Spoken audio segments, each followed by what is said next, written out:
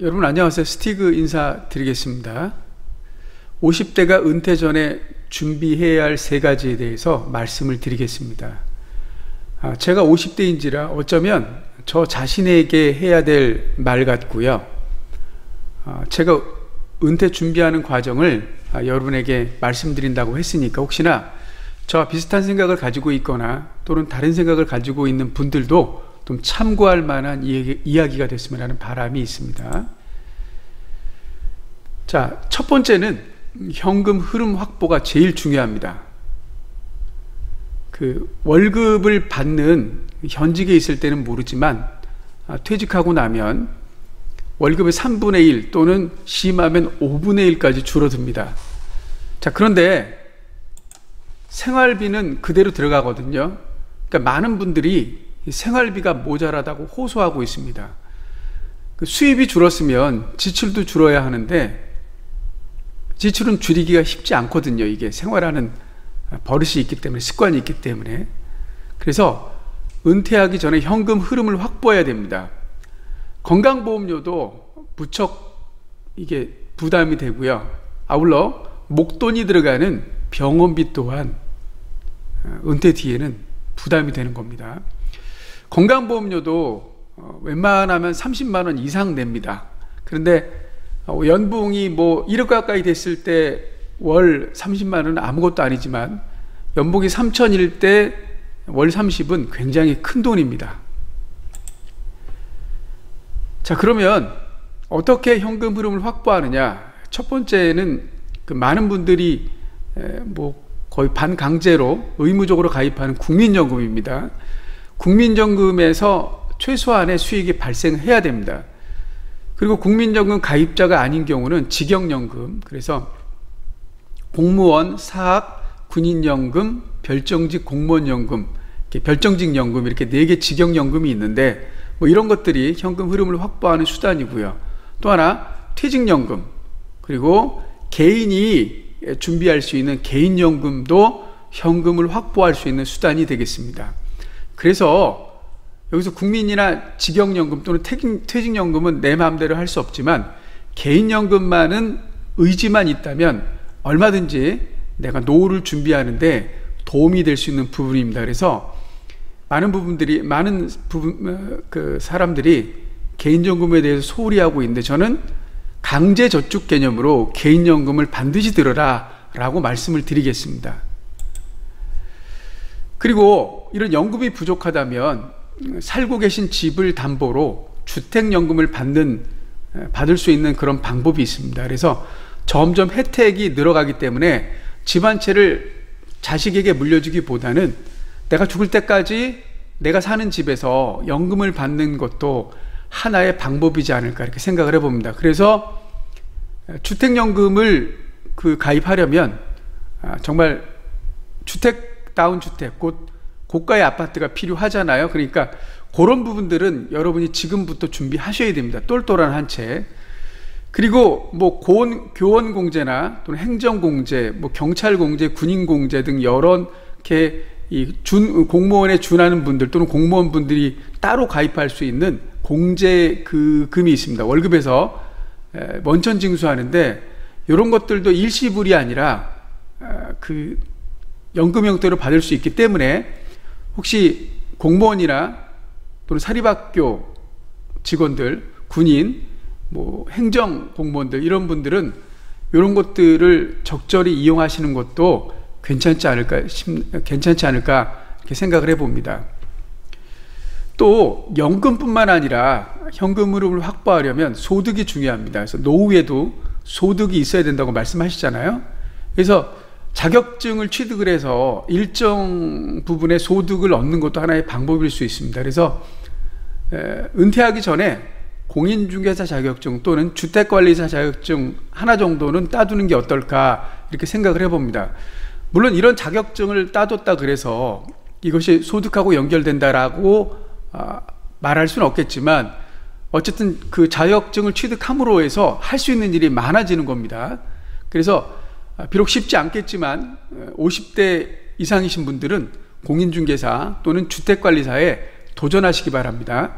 그리고 공인중개사와 주택관리사는 몇몇 과목이 이렇게 겹칩니다. 그래서 동시에 준비하거나 아니면 하나 합격한 뒤에 하나를 준비하는 것도 방법일 수 있습니다.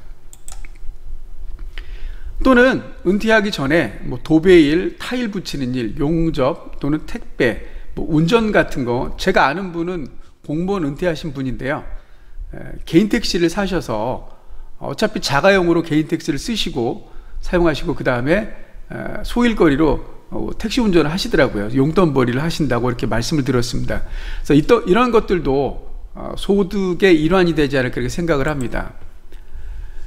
또 다른 소득은 이제 임대소득을 많이 말씀하시는데요. 뭐 오피스텔을 사서 임대를 놓겠다, 아니면 다가구를 사서 임대를 하겠다 이렇게 말씀하시는데, 저는 이거 비추입니다. 왜냐하면 이제 임대소득이 발생하면 건강보험료가 많이 나옵니다. 제가 오타가 있네요. 건강보험료입니다.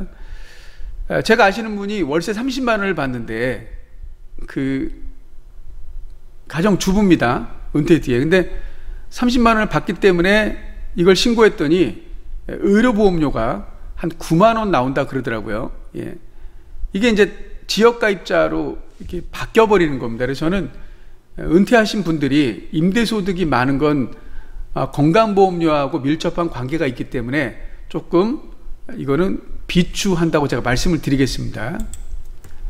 자, 그러면 스티글은 어떤 소득, 현금 흐름을 확보하는 데 있어서 어떤 생각을 갖고 있느냐. 제 생각은 저는 이제 리타이어먼트 플래너, 그래서 은퇴 전문 강연 또는 부동산 투자 강연에서 강연 수익과 책을 또 집필할 생각이 있습니다. 그리고 유튜브를 이용한 영상 제작, 그리고 나름대로 뭐 기술을 좀 배울 예정입니다. 이런 것들을 통해서 현금 흐름을 확보할 예정입니다. 그래서 이제 은퇴 플래너 수익과 유튜브 수익이 어느 정도 된다면 굳이 제가 뭐 중개업소를 운영하지 않아도 되지 않을까 이렇게 생각을 해봅니다. 그래서 유튜브 수익이 한 달에 뭐 한 100만 원 가까이 나오고 강연 수익도 그 정도 된다 그러면 그 연금이 한 300만 원 나온다 그러면 합치면 500 정도 되거든요. 그 정도 된다 그러면 퇴직 전에 소득과 유사하기 때문에 그 어려움이 없지 않을까 이렇게 생각을 해봅니다. 자, 두 번째입니다. 50대가 준비해야 할 두 번째, 배우자 우선입니다. 이 제가 참 지켜지지 않는 부분인데요. 어쩌면 저에게 하는 말 같습니다. 자식보다 배우자가 우선합니다. 자식들은 시집장가 가면 거의 끝인 것 같아요. 그들도 하나의 가정을 이루니까. 근데 배우자는 저하고 죽을 때까지 동반자잖아요. 그러니까 배우자를 우선해서 취미생활, 그 다음에 뭐 이벤트, 뭐 어떤 일들을 하는 게 좋지 않을까 이렇게 생각을 해봅니다. 특히 50대 이상 남자분들은 그 배우자를 우선해서 지금부터는 계획을 세우시기 바랍니다. 그래서 퇴직 후에는 늦습니다. 그래서 제가 참 어려운 게 지금 요리인데 이제 요리를 배워볼까 합니다. 아내를 위해서. 그리고 독서, 미술 감상, 부부가 취미를 같이 할 수 있는 걸 하셔야 됩니다. 그리고 등산, 뭐 악기, 여행, 음악 감상, 외국어 공부, 때로는 낚시까지도 이렇게 취미를 공유하는 부분을 이렇게 해보신다면 좋지 않을까 이렇게 생각을 해봅니다. 50대가 은퇴 전에 준비해야 할 세 가지입니다. 세 번째 이야기, 건강입니다. 가급적 매일 근육 운동을 하십시오. 50대 이상부터는. 그리고 그래서 헬스, 등산, 자전거 타기, 저는 이 세 개를 모두 하고 있습니다. 거의 매일. 예, 그리고 이제 요가, 태권도, 검도, 수영, 승마. 제가 승마를 이제 몽골에서는 해봤잖아요. 정말 정신운동입니다. 대한민국에서 비싸서 못 사는데 몽골 같은 경우는 승마하는데 그렇게 어려움이 없습니다. 또한 이제 피해야 할 운동에 대해서 말씀을 드리겠습니다. 관절을 많이 쓰는 테니스, 배드민턴, 마라톤, 오토바이, 위험한 오토바이인데요. 주위의 분들이 이제 지금 모르는데 한 70이 되니까 테니스를 오래 하신 분들은 이 관절에 무리가 많이 가서 걷기도 불편해 하시는 걸 많이 봤고요. 배드민턴도 60 넘어가면 그만두시는 분을 많이 봤습니다. 마라톤도 이게 꾸준히 무릎에 무리를 주기 때문에 피해야 할 운동 중에 하나가 아닐까 생각을 하고요. 오토바이도 사고의 위험성 때문에 연세 드신 분들은 가급적 피해야 할 운동 같습니다. 그리고 이제 건강을 위해서 이제 일전마다 종합검진을 받으십시오. 저 같은 경우는 제가 홀수년마다 국민건강보험에서 하는 건강검진을 받는데, 짝수년에는 제가 제 돈 내고 또 합니다. 그래서 저는 1년마다 위내시경을 하고요, 검진을 받습니다. 그리고 50대 이상은 대장 내시경은 5년마다 받는 걸 추천해 드립니다. 또 이게 이가 오복 중에 하나라고 하잖아요. 그래서 주기적인 치과 방문, 그래서 이제 치실 또는 워터픽, 저는 이제 워터픽을 쓰는데, 이런 걸 이용해서 치아가 건강해야 영양분을 고루 섭취하고요, 그래서 건강한 몸이 됩니다. 약복용인데요, 저도 약 먹는 게 많이 있습니다. 그래서 수치가 경계선일 때, 예를 들어서 혈압이 약을 먹어야 될지 먹지 않아야 될지, 당뇨도 먹어야 될지 먹지 않아야 될지, 간질환도 먹어야 될지 먹지 않아야 될지 경계선에 있을 때 저는 약을 먹는 걸 권해드립니다. 특히 혈압약 같은 경우는 혈압이 높아서 계속 그 혈관을 자극할 바에는 차라리 약을 먹어서 혈압을 낮추는 것도 하나의 방법일 수 있습니다. 물론 식이요법, 운동 등을 통해서 혈압을 낮추고 당뇨를 개선하고 간질환을 치료할 수 있다면 그게 제일입니다. 그런데 이런 식이요법이나 운동으로 혈압, 당뇨, 간질환을 치료할 수 없다면 저는 과감하게 약을 복용하는 걸 권해드리겠습니다. 어쩌면 제 얘기일 수 있는데요, 50대가 은퇴 전에 준비해야 할 3가지에 대해서 말씀을 드렸습니다. 제 얘기를 들어주셔서 감사합니다.